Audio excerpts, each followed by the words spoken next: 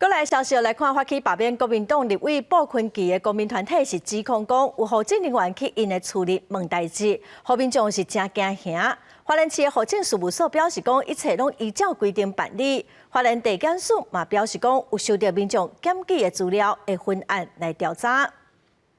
花莲国民团体伫今年1月开始伫家路收罢免国民党立委布坤基提起书，无到1个月就超过2000份。伫1月初3送中选会，暗过最近传出花莲市户政事务所的人去民众的厝内查登记人是毋是本人，有民众是质疑根本是查水表。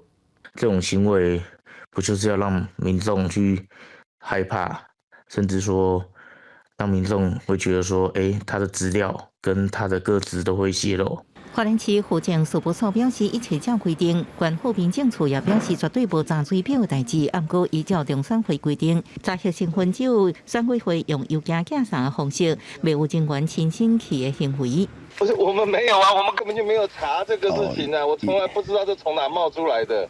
因为这个是中选会、选委会他们配合。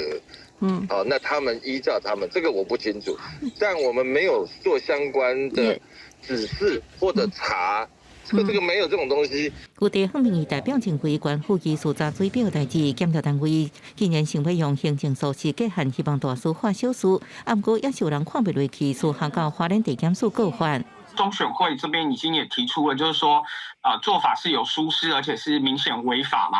如果在你接下来还有遇到所谓的人员亲自访查啦，请各位都一定要在及时的当下拿出手机做录影。